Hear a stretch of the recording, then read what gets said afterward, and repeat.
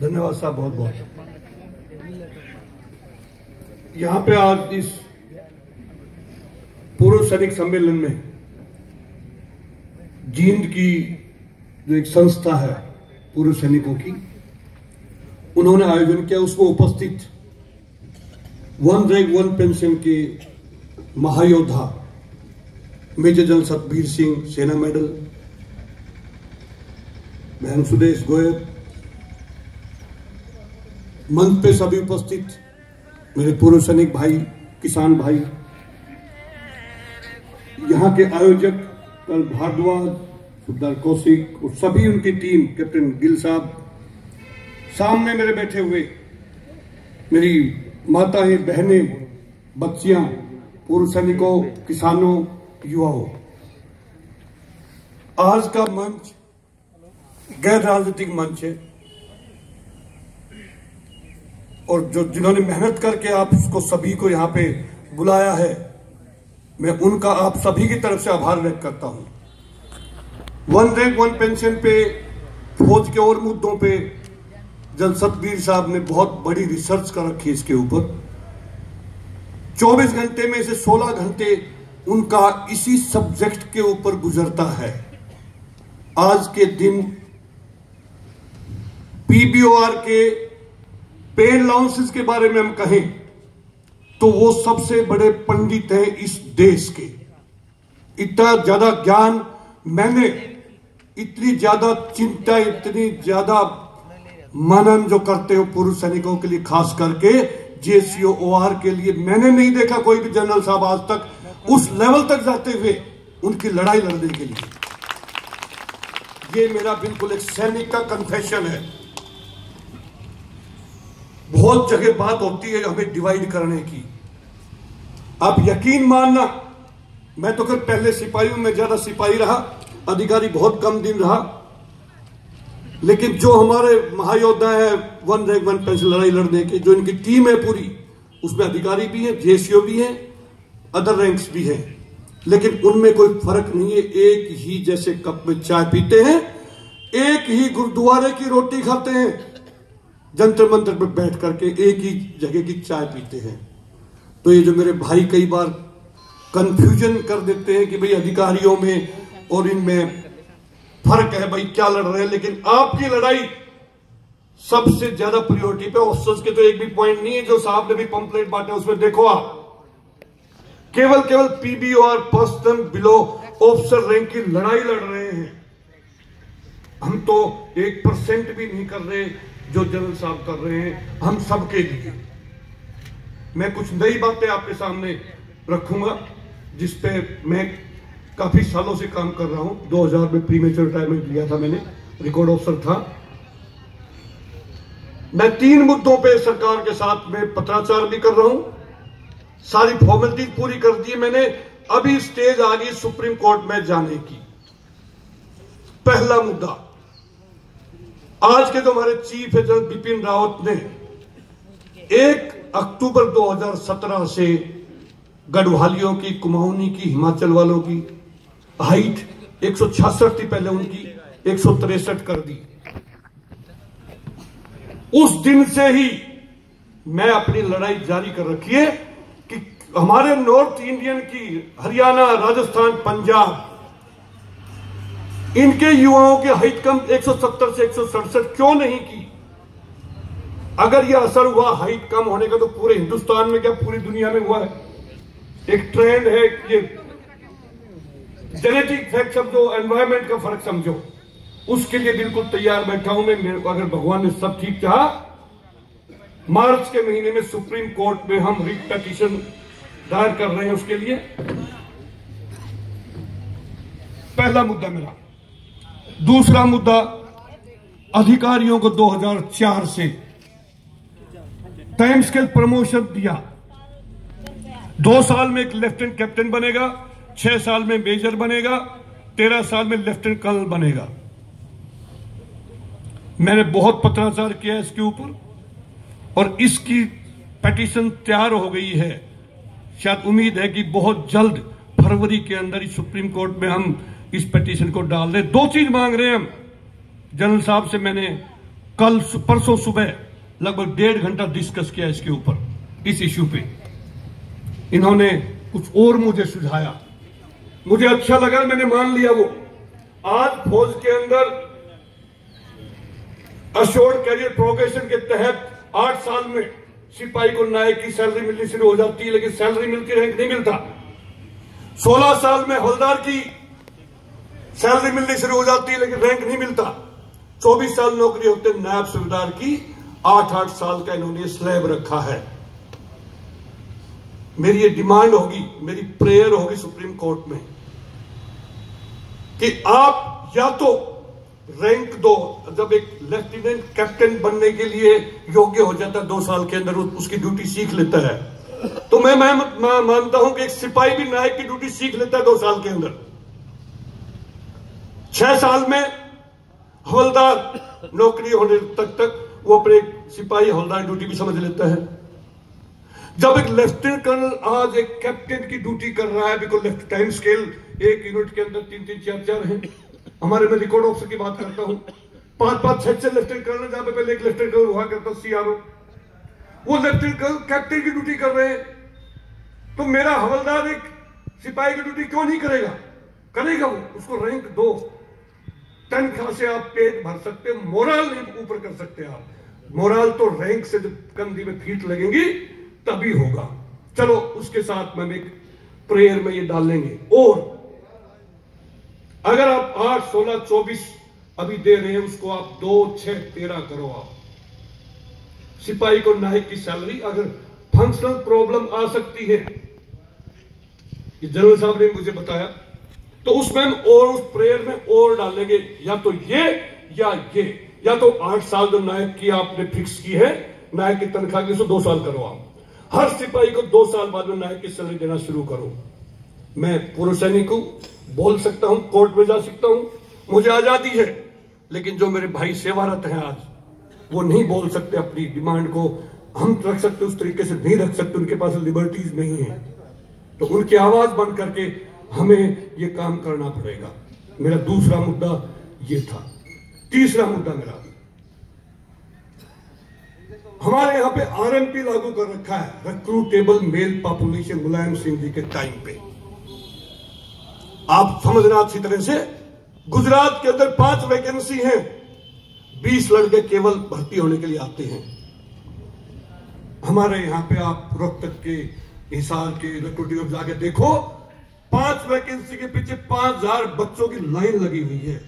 ये फर्क क्यों?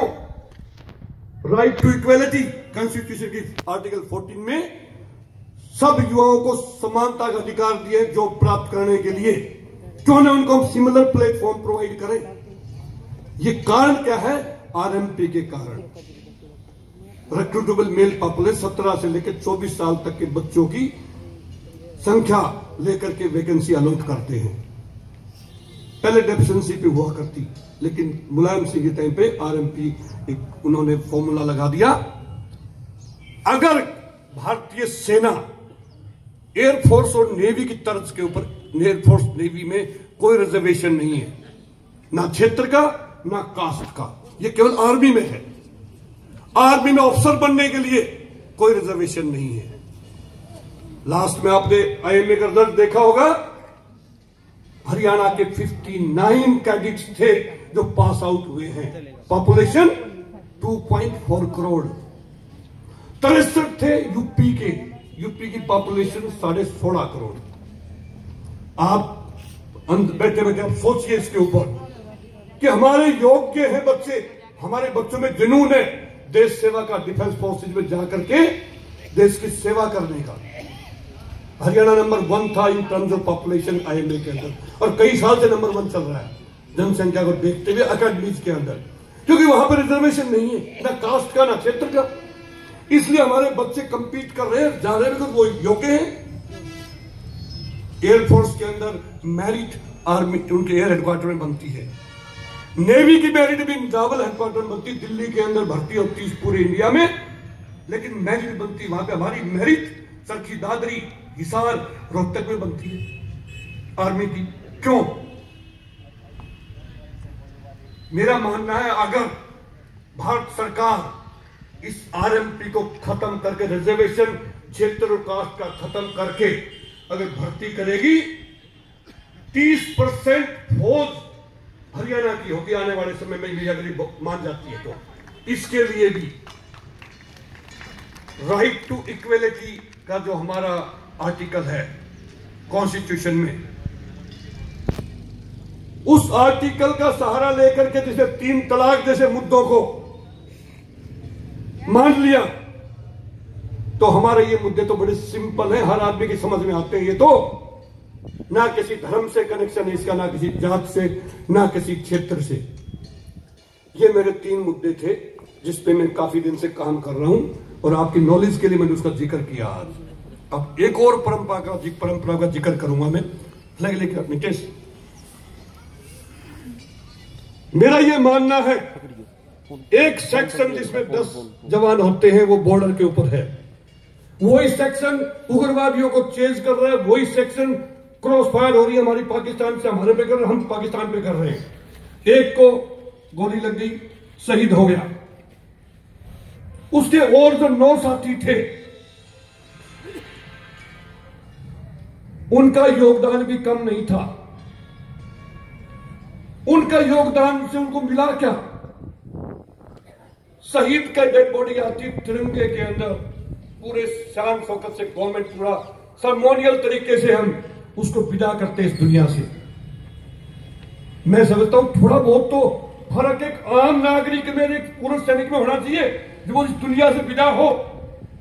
उसके लिए मैंने अपने रेवाड़ी और महेंद्रगढ़ क्षेत्र में एक परंपरा शुरू की है 24 फरवरी 2018 से, कि जब पूर्व सैनिक, जिसमें मैं पैरामिलिट्री फोर्सेस को भी मानता हूं, क्योंकि उनकी भी जो आज जॉब रिक्वायरमेंट्स है वो फौज से कम नहीं है, बीएसएफ सीआरपीएफ की भी, वो भी हमारे साथ वहां पे काम करते हैं। जब कोई पूर्व सैनिक इस दुनिया से विदाई ले, उसको अलग ढंग से, अलग सम्मान से हम विदा करें, ताकि गांव के लोग, बच्चे प्रेरणा लें उससे। मैंने उसके लिए ट्राई कलर, जिसको हम तिरंगा कहेंगे, वो डिजाइन करवाया, और हर गांव में मैं 5-5 झंडे, 10 बड़े गांव में 10 झंडे मैं दे करके आया हूं हर गांव में। उसके लिए मैंने उसकी गाइडलाइन भी बनवाई है कि उसका सम्मान कैसे देंगे उस फ्लैग को, बिकॉज तिरंगा, हम वही चाहते हैं कि जो शहीद को सम्मान मिले, कम से कम उसको विदा करते हैं वो सम्मान दे उसको हम। उसके लिए मैंने गाइडलाइन बना करके, लैमिनेट करके मैं पंचायतों में दे के आता हूं कि गांव में कमेटी बनेगी, पूर्व सैनिक होंगे उसमें, वही ड्रिल जो एक शहीद के ऊपर हम जब तिरंगा उसके ढकते हैं उसके शरीर को, 4 लोग पाल बीरर्स जिनको हम बोलते हैं, वही पूर्व सैनिक बने, वही शमशान घाट में जाके उसको उठाएं, होल्ड करें, उसके परिवार को दे दें। मैं कल यहीं बैठ करके सैनिक वाटिका में कल भारद्वाज साहब की टीम को समझा रहा था, उनको भी बहुत अच्छा आइडिया लगा होगा जब मैं उनसे बात कर रहा था कि इसका यूज क्या होगा।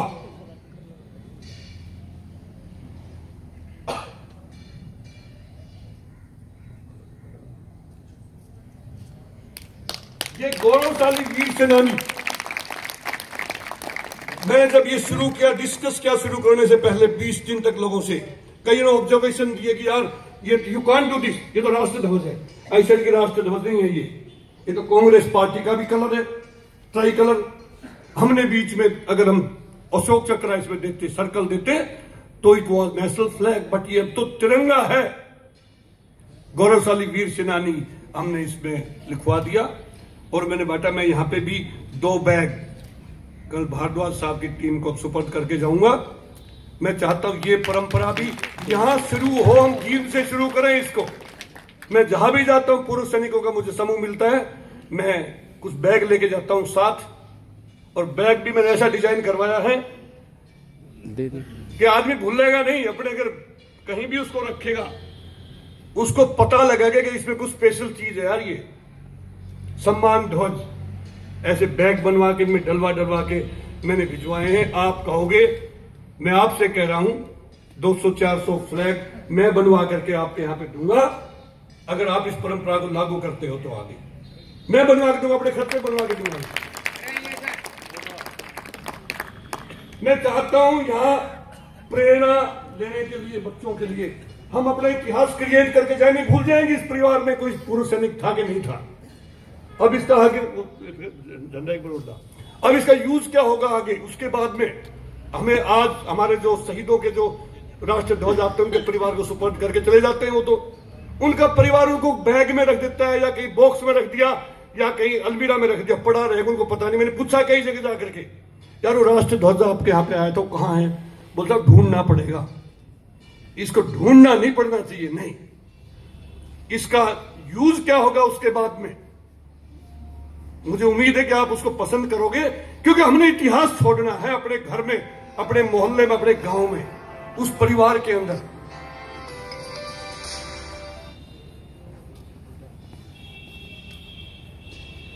इसको थोड़ा छोटा साइज करके इसको ऐसे फोल्ड करिए, हो गया, थोड़ा छोटा साइज हो गया। यहां पे हम उस पूर्व सैनिक का फोटो, ऊपर उसका नाम स्वर्गीय सूबेदार राम सिंह, नीचे जन्म तिथि और मृत्यु तिथि लगा करके इसको फ्रेम करा करके अपनी बैठक में लगाए हम, ताकि वो चला गया दुनिया से लेकिन अपनी पहचान छोड़ के गया उस घर के अंदर।